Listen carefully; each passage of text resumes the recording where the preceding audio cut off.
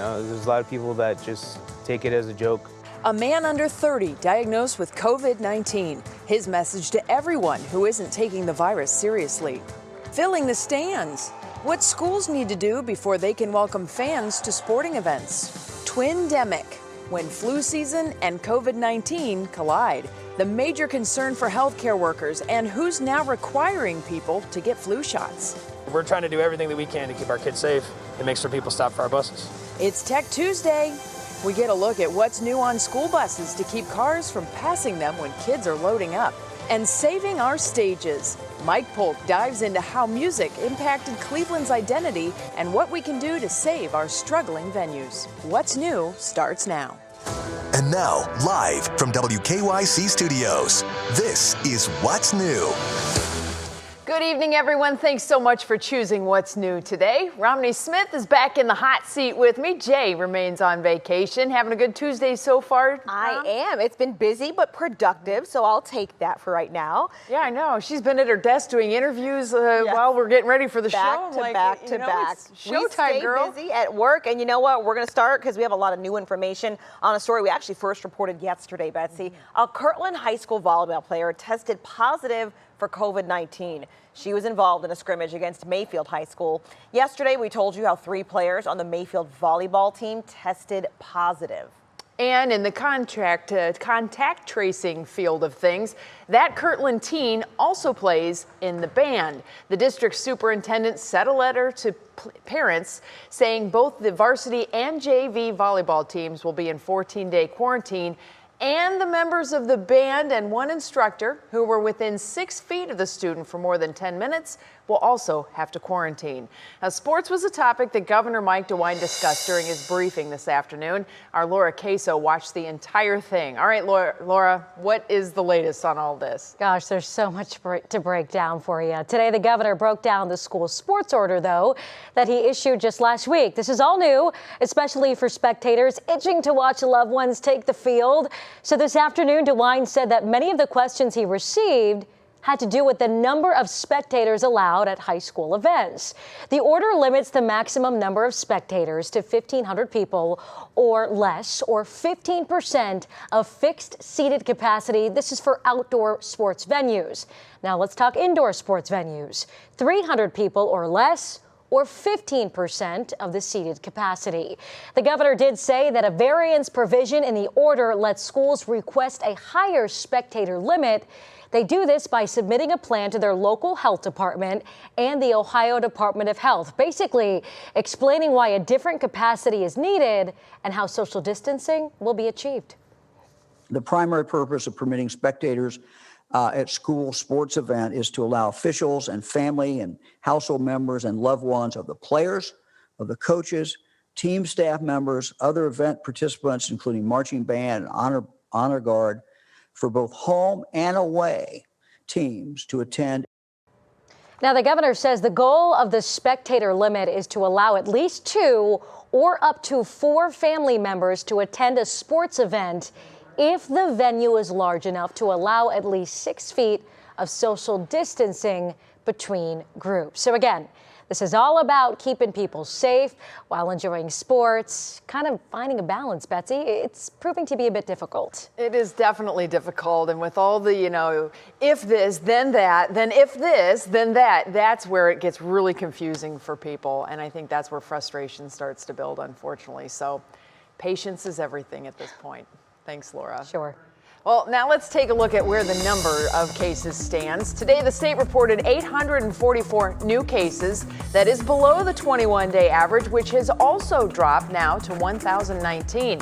There is more good news. The last 3 days have had fewer than 1,000 cases a day. Everybody's doing their part. Meanwhile, the number of cases are dropping at the national level, too. About 43,000 new cases are being reported daily across the country. That's down 21% from earlier this month. Experts say this is a reflection of people wearing their masks, but there's also insufficient testing.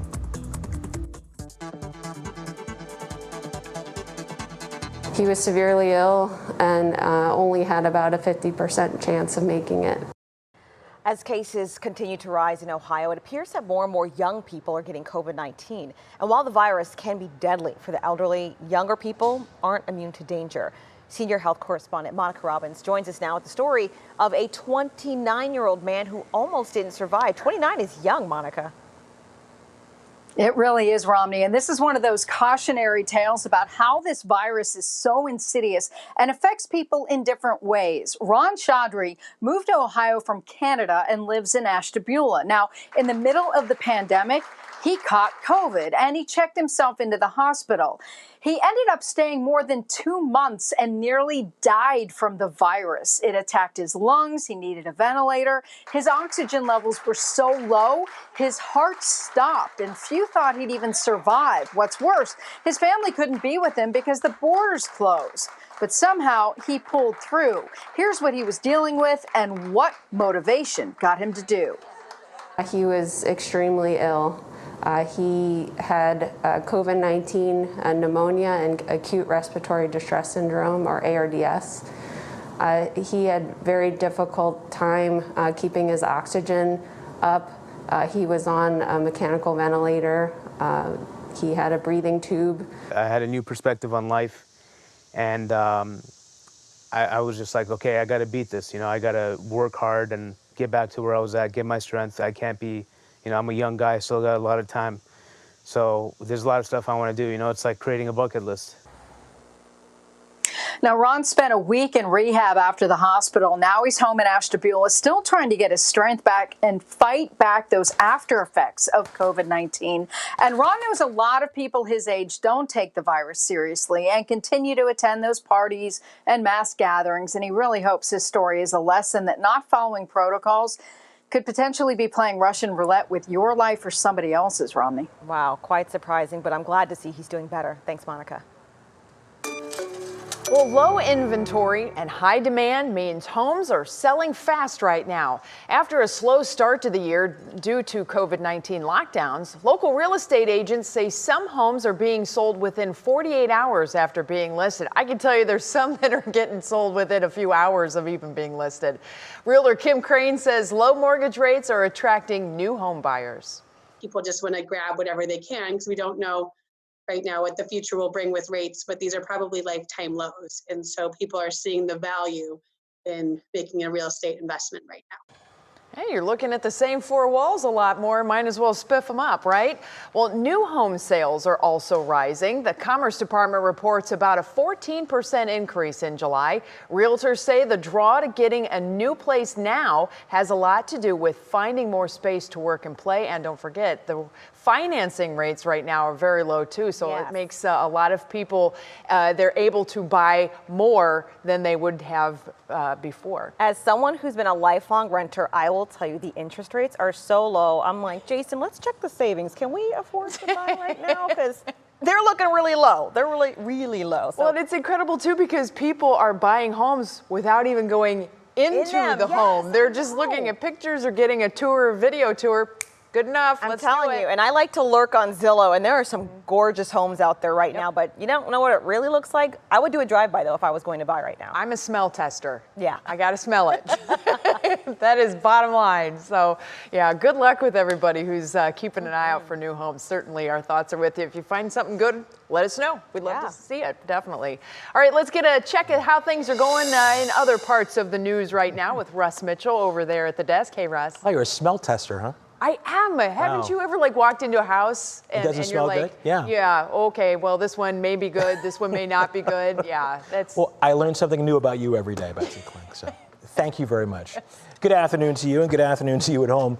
First Lady Melania Trump and Secretary of State Mike Pompeo highlight the speakers for night 2 of the Republican National Convention. Mrs. Trump gives her speech from the White House. Pompeo is speaking from Jerusalem, where he's on an official trip. Democrats are calling that unethical. The Trump campaign says no State Department resources will be used.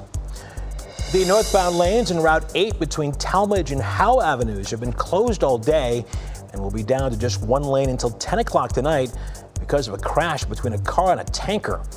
Wow, look at that. ODAT video shows the crash and later flames shooting into the sky. One person was killed. Homes, schools, and businesses in the area were evacuated for a short time. Some of those flames got into the river, as you see right there.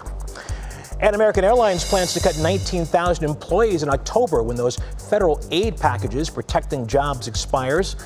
The airline is prohibited from laying off workers through the end of September under the terms of that $25 billion federal aid package. American says its fourth quarter capacity in terms of passengers will be half of it was a year ago, half of what it was a year ago. So, Betsy, I'll see you at 5:30. All right, Russ, thanks a lot. Ram? All right, it is Tech Tuesday, and we are taking a look at what's new on Parma buses. So the hardware is designed to protect kids who are heading back to the classroom this year. Our tech guru, Brandon Simmons, tells us the extended stop arms had the potential to actually save a life. It's May 2019. No! A driver in Willowick tries to go around a stopped school bus, hitting and injuring two kids attempting to cross the street. In the last 4 or 5 years, we've seen a huge increase in the number of people that are passing our stopped school buses. Parma Schools Transportation Director Angelo Caputo says they're modifying their buses to help keep that from happening. Working alongside the normal stop signs on the bus, they're adding a 3-foot extended arm that blocks part of the adjacent lane of traffic. It's a simple, low-tech change already used in some other states. The Ohio State Highway Patrol, responsible for inspecting school buses, approved the extended stop arms in July. Parma Schools is the first district in the state to install them. It's bolted on with some shear clips that if it were to be hit, it'll shear right off the bus. No damage will be done to the bus. It will damage the car, but no damage will be done to the bus. Each unit costs a little over $2,100. For now, the district is outfitting 10 of its buses to research how effective the devices are. I want to have a 0% passing rate. So once we get to that point, and if we see that it's working, then we'll start adding them on to the rest of the fleet. A small investment to keep students safe. When you see the lights flashing, you need to stop. Now, this is a problem that for some reason just won't go away. Really, it has to do with impatience. I remember going to Mentor where every bus is outfitted with cameras to catch drivers in the act. However, Romney, in this case, the arm is supposed to stop incidents before they happen. Brandon, you mentioned in your story that other states are already using these devices. Are they seeing results? Well, honestly, there's a very small sample size out there, but the extended arms do help. West Virginia, Indiana, and North Carolina have all added extended arms in the last couple of years. And the difference is that some of those states use an arm that's nearly 6 feet long. So we'll have to see how effective the 3-foot arm is here in Ohio. Angelo says he's already pushing for their state to allow them to be longer. Anything to make sure our kids are safe. Brandon, thank you. Well, still to come on what's new. Christmas shopping. Yep, I said it. Christmas shopping. And experts say people are starting it really early this year. The new trend some say we need to pump the brakes on. And we give you a look at what's new in the Rose Garden, why First Lady Melania Trump made changes, and what you're saying about it. It's been kind of exciting as far as the weather goes. Matt, what's coming up in the forecast? Hi there, Betsy. Still tracking some severe storms down in the southern half of the viewing area. Those will be outbound, but we may have more inbound on your Wednesday. We'll time that out hour by hour and take that forecast through the rest of the week coming up.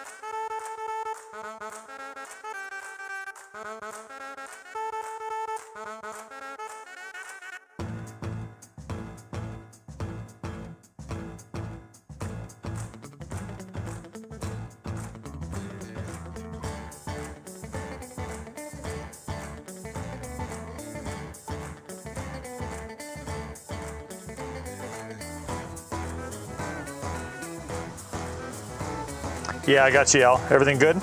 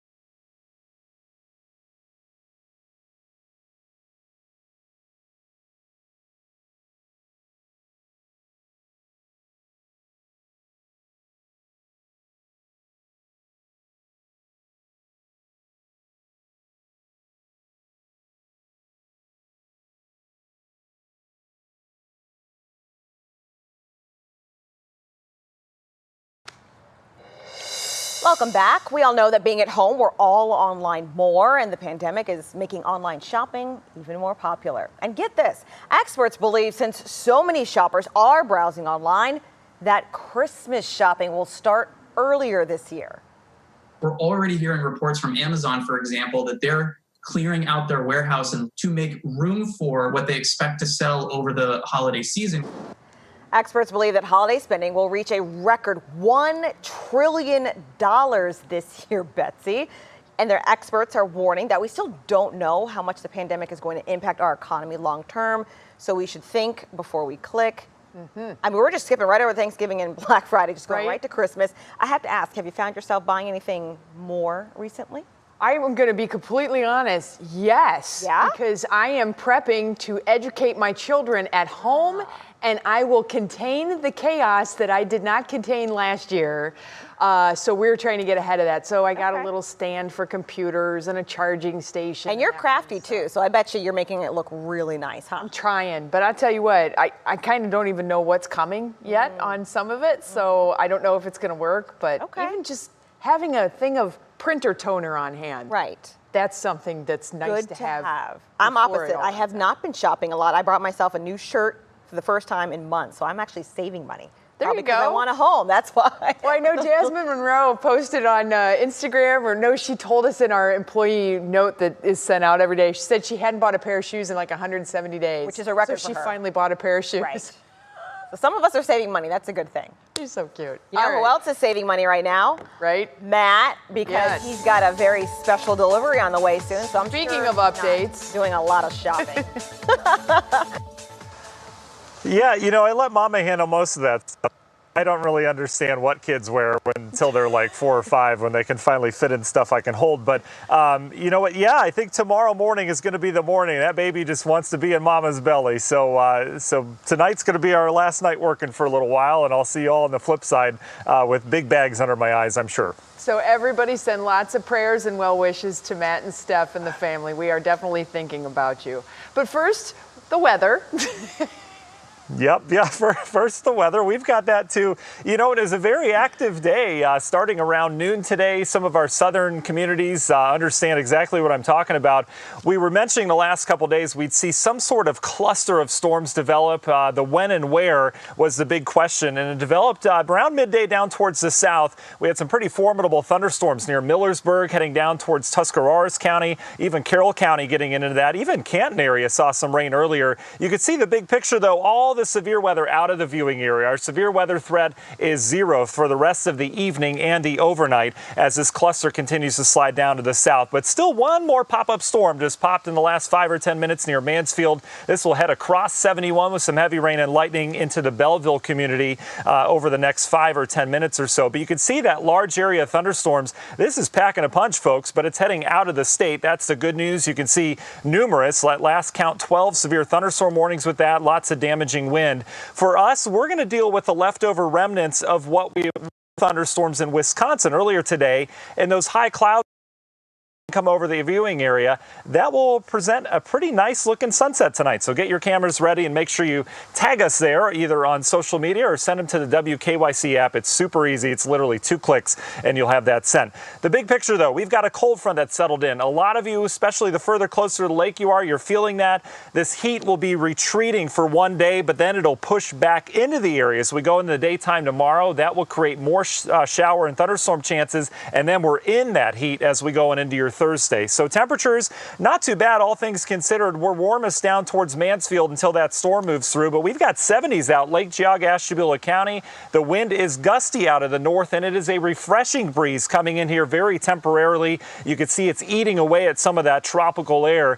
So we have lower humidity tonight, but again, that's going to be very fleeting as we're going to be back to that humidity as a warm front lifts north tomorrow. So not quite as muggy tonight. Most of us will fall back into the 60s. I think we'll stay in the 70s from Mansfield down to the Holmes County area.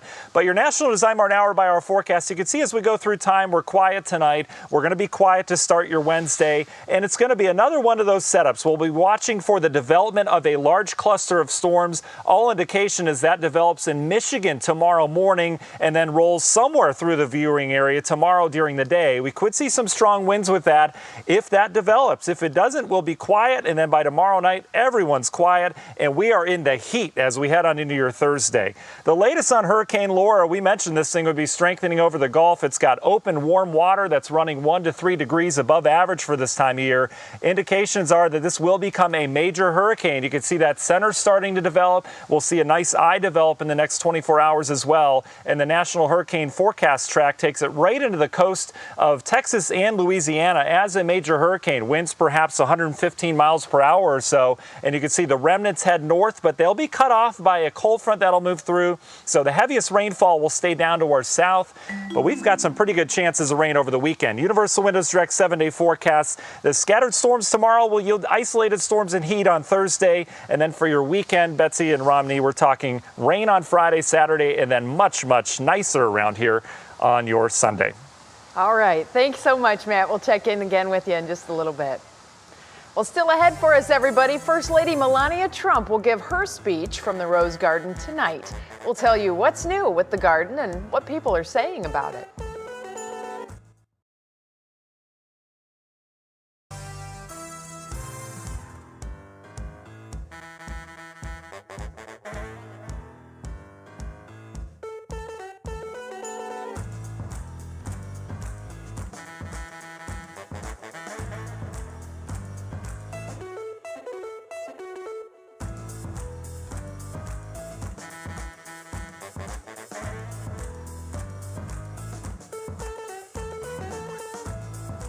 Yes, I am.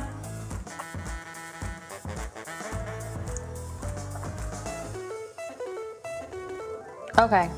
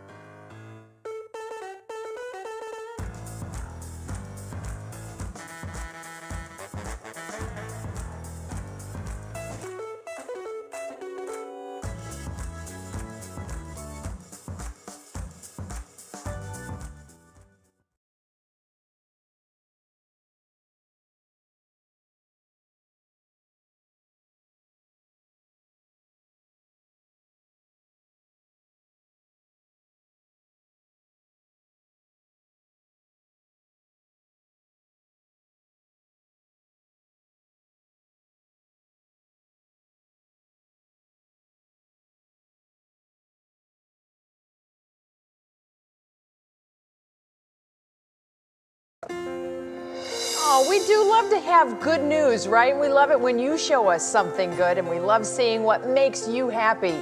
Ruth Fischer sent this picture to us from Sugar Creek Township, a beautiful butterfly there resting on the sunflower. Romney, sunflower is obviously one of the flowers that attract the butterflies, you know. Love that picture. We have another one as well. Tom Menyes sent us this one. It's a hummingbird. Look closely, enjoying the flowers in his backyard in Medina. That looks like a beautiful computer screensaver. I love nature. It is so beautiful. So many different things to see, and all of it's right outside in your backyard. Love if it. you kind of prep it up nicely, so it's pretty good stuff for sure. Well, you know, it may not be happening in Cleveland, but it's a story a lot of you are clicking on. Tonight, First Lady Melania Trump will deliver her speech from the Rose Garden, which was recently renovated. Here's what's new in the garden. It's covered with mostly pastels, which are Mrs. Trump's favorite. There are also white roses, which are in honor of Pope John Paul II, the first pope to visit the White House. That was back in 1979. And the White House says this was all paid for by private donations, but didn't give an exact amount. Our digital anchor, Stephanie Haney, is joining us now with a little bit more on what's clicking in Cleveland. And Stephanie, how are people reacting to these changes? You know, Betsy, people are funny about change, and the First Lady's redesign is getting a little bit of mixed reviews. The Rose Garden was last redesigned by then First Lady Jackie Kennedy in the 1960s, and some people are saying this completely destroys that legacy.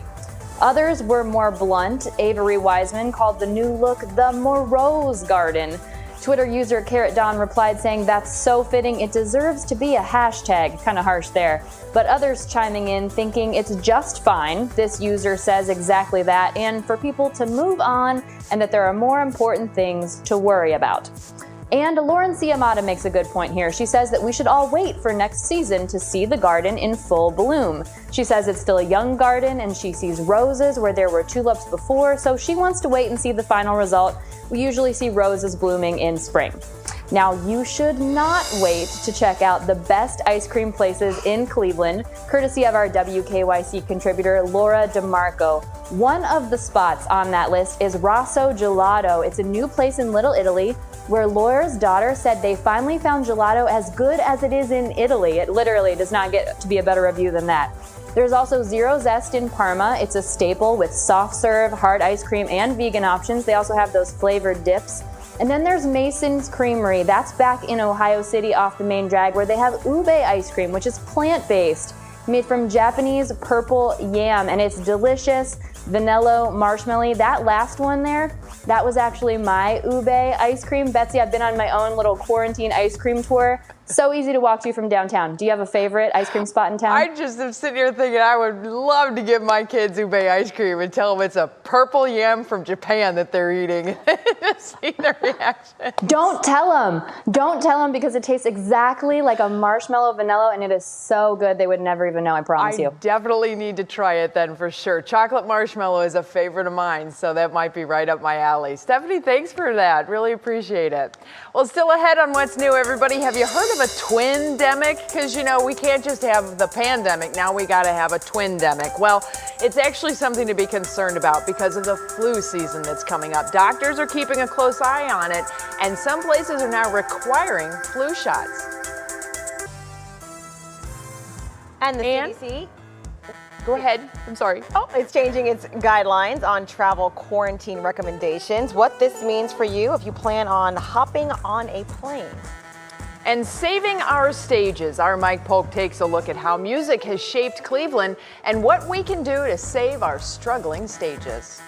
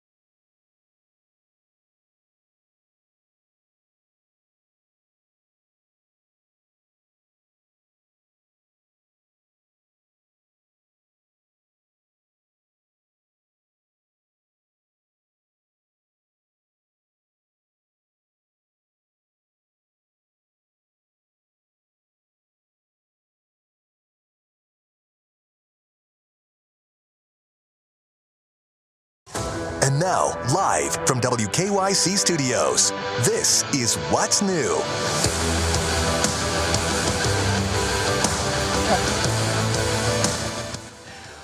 Sorry, had to run across the studio there for a second. All right, let's kick this half hour off, right? We have a lot to go with here, Romney, because we get right into our top talker, which I just mentioned. Flu season is right around the corner, and every year doctors urge patients to get the flu shot, right? And they especially want the flu shots to be given this year. There's a good reason why, Betsy. They're preparing for what they're calling a twin-demic. That's when the flu and COVID-19 pandemics hit at the same time. In fact, this year, some schools and healthcare facilities are requiring kids and employees to both get the flu vaccine. So we want you to weigh in. Should students and school employees be required to get a flu shot this year? You can weigh in at WKYC.com/vote now. And while you vote, one infectious disease doctor worries that the healthcare systems could become overwhelmed if people don't get their shots this year. It could stress us all out in healthcare and could make many people sick. There is a concern. We've already seen reports of people getting both viruses, one after the other, or even simultaneously. Well, the CDC ordered 9 million additional adult doses of the flu vaccine and 2 million children's doses. And Romney, in the past 3 flu seasons, less than half of adults in the U.S. got the vaccine. I believe it. I know here at the station, they always try and make sure we have the vaccines available to us, but it's a decision not everybody makes the same way. We understand that, but this year, do you give it a little bit extra, like maybe I wait, maybe I get it? Some of those symptoms overlap, so even if you've been skeptical in the past, I would just think you don't want to get the flu and say, wait, could this be COVID? Just protect yourself. That's my stance. So I will be getting my flu shot, but I also have to admit my mom's a nurse, so she requires me to get a flu shot every year. And if I didn't, I feel like she would fly up to Cleveland from Atlanta to give it to me herself. Yeah, I know. And it's a hard decision, right? Everybody's got to do themselves. But I have questions about where does the pneumonia shot fit in, like for family members. So we're trying to get it all lined up. Bottom line, talk to your doctor. Stay healthy. Yeah, there you go. All right, Rom. Well, we're going to turn things over now to our good buddy Russ Mitchell, who is joining us over at the Big Set. So what are some of the stories making headlines right now? Here's what's happening, Betsy. It is official. Jerry Falwell Jr. is stepping down as the head of Liberty University. This comes after Falwell disclosed an affair his wife had with a former employee who Falwell says tried to extort him. The employee says that is not the case and made his own claims about Falwell. The son of university founder Jerry Falwell Sr., the 58-year-old junior, took a leave of absence earlier this month after posting a racy picture of himself with another woman.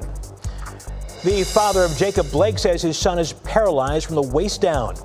Blake, who is black, was shot 6 times by police officers in Kenosha, Wisconsin. The shooting, which has sparked protests in Kenosha and other cities, was videotaped by a bystander and posted on social media. And at The Ohio State University, more than 200 students connected to large off-campus parties and events have been suspended. Administrators say they violated university health and safety requirements during the coronavirus pandemic.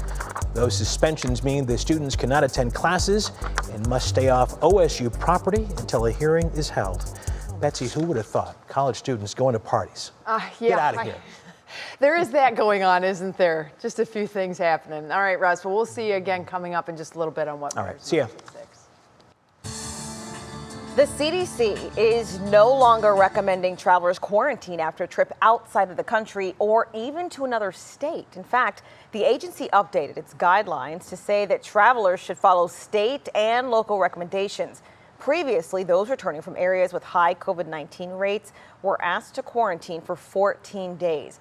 The CDC still says it's important, though, to practice social distancing, to continue to wash your hands, and wear a mask regardless of where you travel. This is quite shocking. I think a lot of people still assume that if you leave the state or the country specifically that you have to quarantine. That's kind of difficult considering Americans still can't go a lot of places internationally. I think it's fascinating that this is almost just a complete reversal of everything that we've been told for the last 6 months. Not only that, keep in mind your workplace may have a different set of rules that they're playing by. So if you actually want to do the whole work thing when you get back, make sure you check with them. Right. Know the rules and stick to safety. That way you're not out some money in case they make you take extra PTO. Good call. Good call on that. All right. Well, yesterday we announced a new segment here on What's New. It's called Who Knew You Could? Well, we asked you to send us life hacks that you found actually work really well. And Laura Hogsett from Peninsula sent this video to us. She said, who knew you could?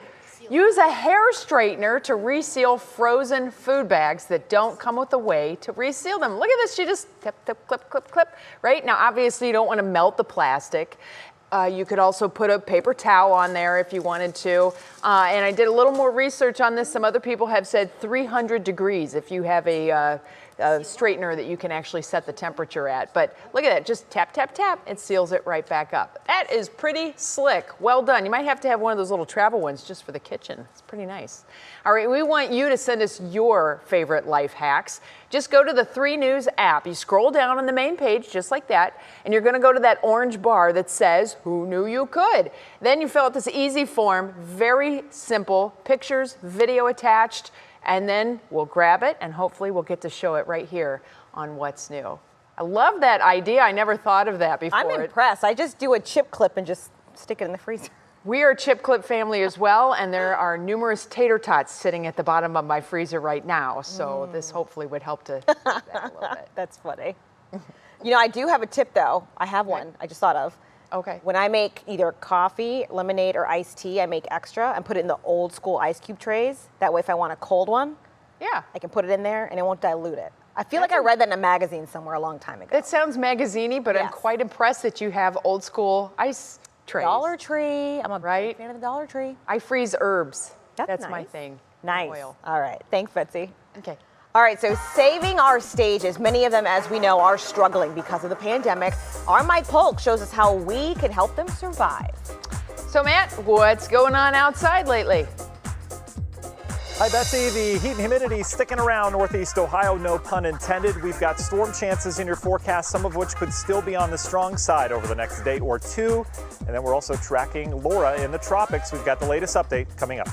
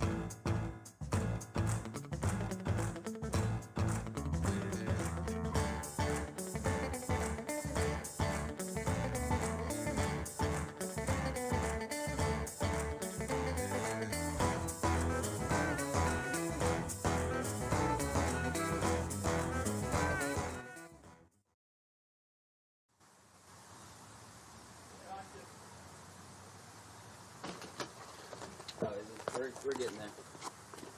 Nice. Am I using this stuff? Yeah, use that. I got you.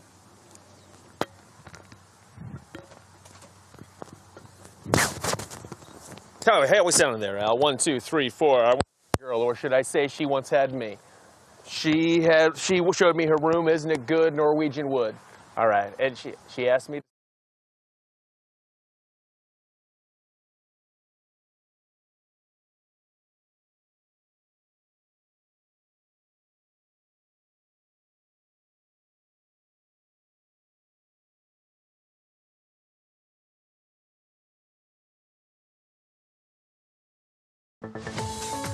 All right, let's get an update on what's happening with this forecast. It's been hot, it's been muggy, we had those thunderstorms, but it seems, Matt, like things have kind of settled down just a little bit for us.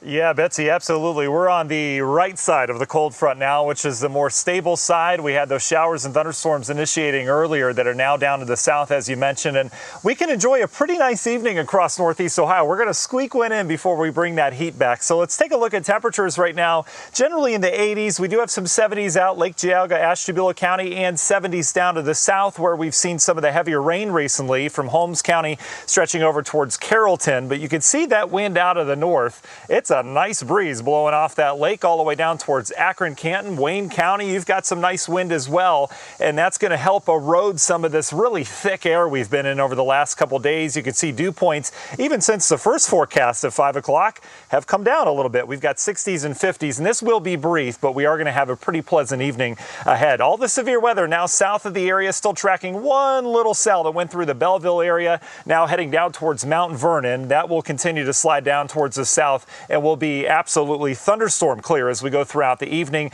with some nice high clouds. But these storms packing a punch. This will be a decent cluster of storms that slides down towards areas of West Virginia and Virginia tonight. But ahead of us, we've got just some high clouds floating off of storms that happened earlier today across Michigan, and this will make for a really nice sunset across Northeast Ohio. The big picture, we have a frontal boundary that's settled south. I mentioned we're on the right side of things, so we've got the stable air blowing in from Canada, but there is a dome of heat, and it is really impressive heat out in the Plain States that will battle its way back, and that will force that frontal boundary back through the area tomorrow. So as a result, as you can see in your national Zymarn hour-by-hour forecast, we're going to increase those thunderstorm chances once again tomorrow. Again, it's going to be more hours that will be dry than not, but we're going to have to watch the similar setup where we see some kind of cluster of storms move from northwest to southeast through the viewing area. Timing would be confined to about midday through afternoon. Once that rolls through, we'll be clear after that, and we'll be in the heat tomorrow night. In fact, temperatures tomorrow night notably different than now. I think low temperatures will struggle to get out of the mid-70s in spots. It's going to be thick tomorrow night. The latest on Hurricane Laura. This is now a hurricane as of earlier this morning, expected to continue to strengthen, winds at 80. Look at the legs it has on it. West-northwest movement at 17. That's fast for a hurricane. This thing is going to move into coastal areas of Louisiana and Texas sometime tomorrow night, and winds could be above major hurricane status, which would be above 111 miles per hour when it does. Storm surge, flooding, all sorts of problems expected from this one. And then eventually Laura will get caught up in the upper level jet stream, and that will bring it through the Ohio Valley. I don't think we get a whole lot of rain out of this, and the reason why, there's going to be a cold front coming at the same time Friday and Saturday, and that will help to kind of catch that moisture and push it off towards the east, whereas we're going to have thunderstorms of our own as we go into Friday, Saturday before we bring in drier air. So your Universal Windows Direct 7-day forecast, kind of putting it all together for you. Scattered storms tomorrow. Thursday, I think we'll see an isolated storm or two. Otherwise, it's going to be hot everywhere on Thursday, and then we bring in good rain chances, much needed rain on Friday and Saturday, and that will clear things out for Sunday. And look at those temperatures back into the low and mid 70s with some lesser humidity around here on Sunday and Monday.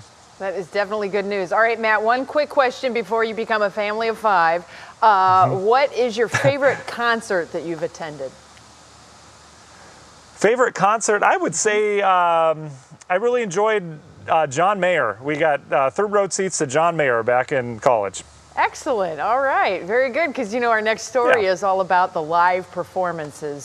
So we'll say signing off to you, Matt. We'll talk to you tonight at 7 o'clock on Front Row. But the rest of us will carry on by talking about the music, which is, of course, the heart and soul of Northeast Ohio. But all of our favorite stages and venues, those wonderful concerts and live events, well, they've been quiet since March. Yeah. So what does that mean for the future of live music, specifically in Cleveland?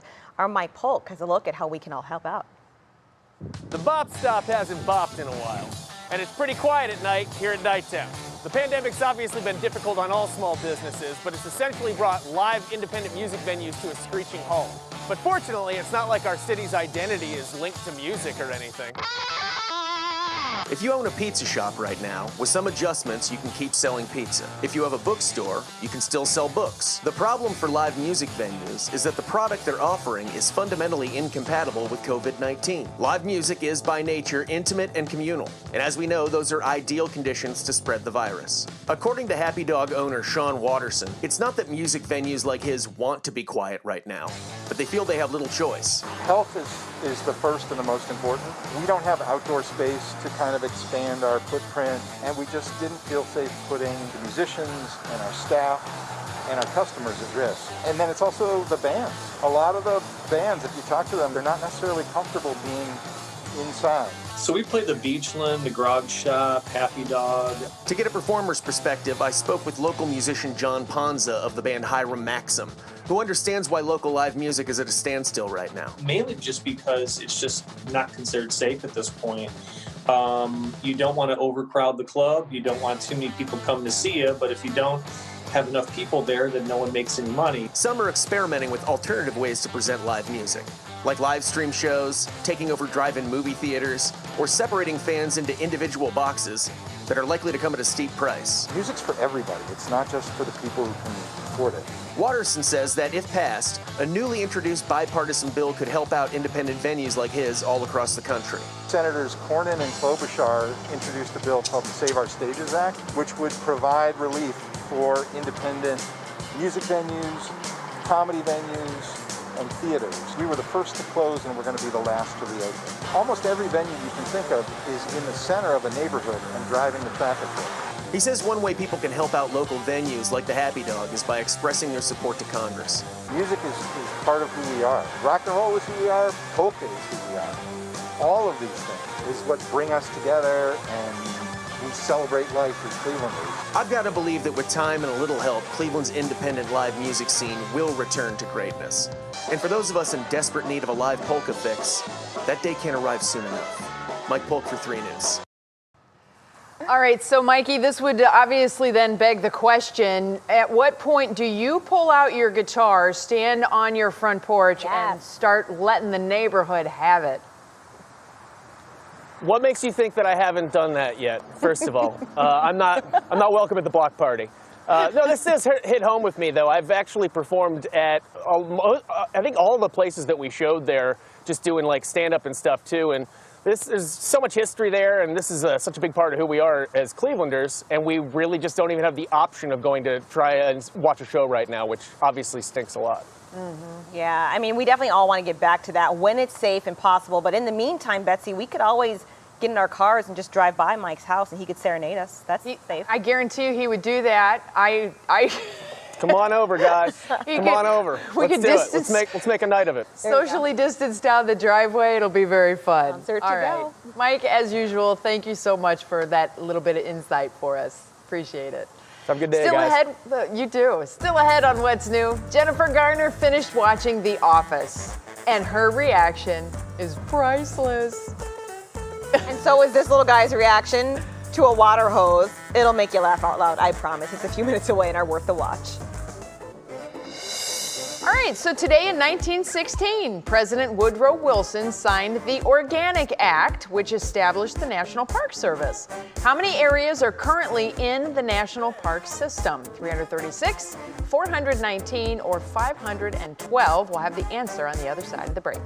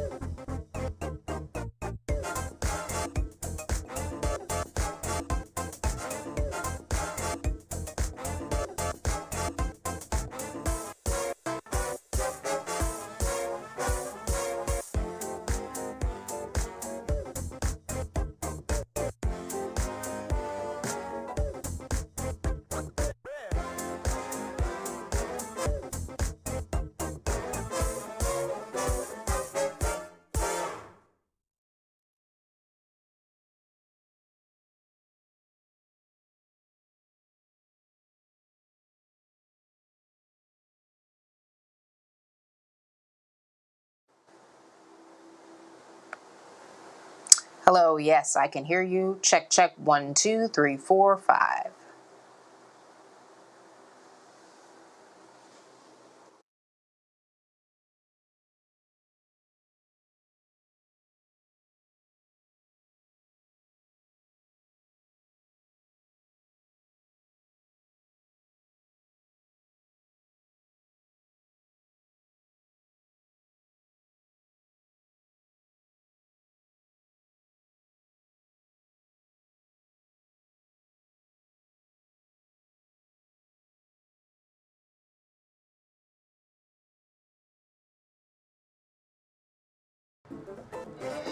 All right, Romney, what do you think? How many areas are in the national park system?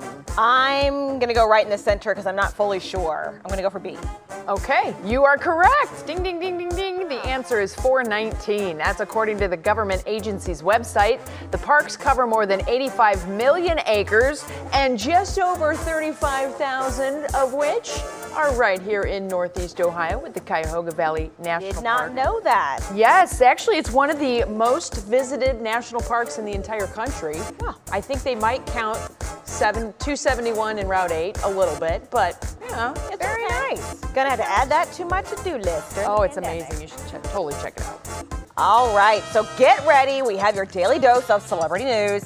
Jennifer Garner finished The Office, and she did not hold back on her feelings about it. Plus, Zendaya opens up about struggling during the pandemic. I've got it all covered in today's Pop Break. Zendaya may be an actress, singer, dancer, and many other things, but she's not immune from the struggles that everyone is going through right now. The Euphoria star is on the cover of the September issue of InStyle magazine and sat down with them to talk about everything from her career to Black Lives Matter. She also opened up about the anxiety that she's faced since she was younger, saying that she hasn't gotten it under control yet, but that every day is a lesson. Zendaya also told InStyle that much like many other unspoken issues, talking about it really helps.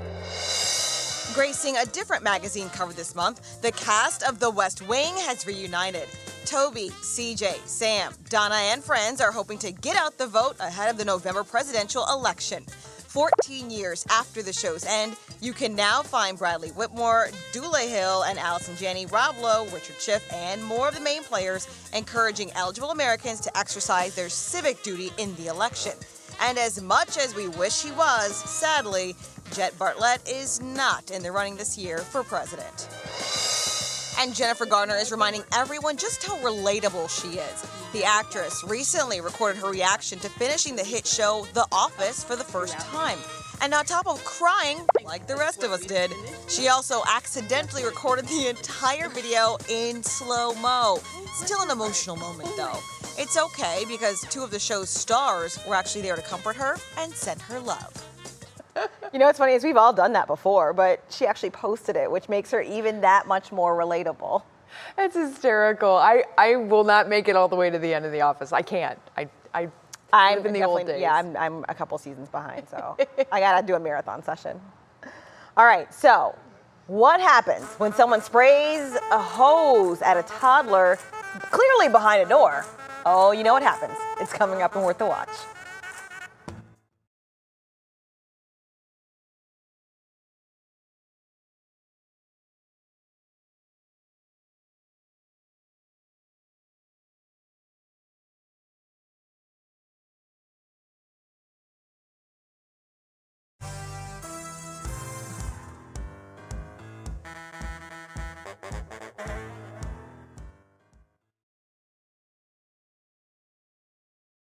Hey, Al, testing 1, 2, 3, 4. Good evening, I'm Russ Mitchell, and I'm Laura Queso. Tonight as schools reopen.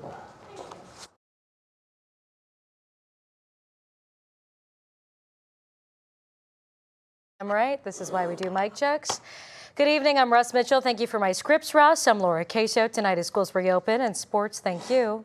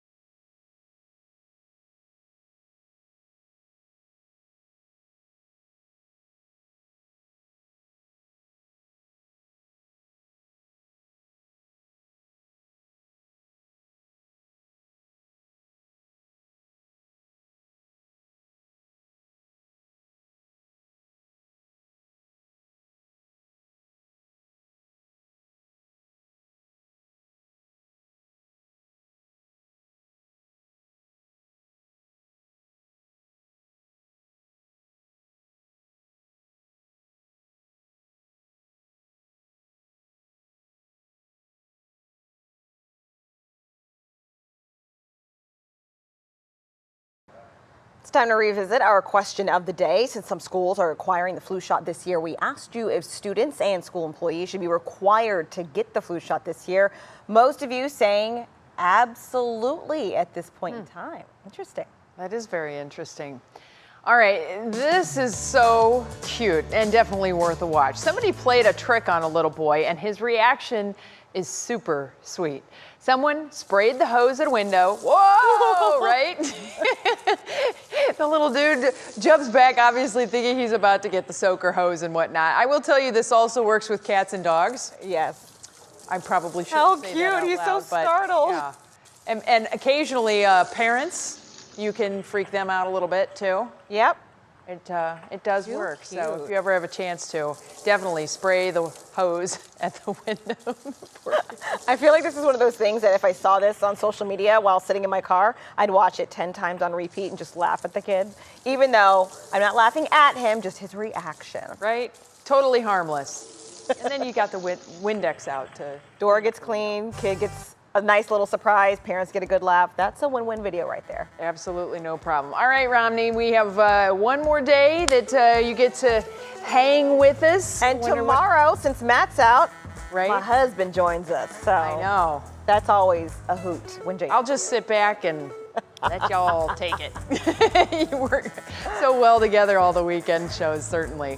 All right, Romney, let's wrap this up. We're going to send it over to Russ with What Matters Most, Russ and Laura with What Matters Most. Thanks so much for joining us.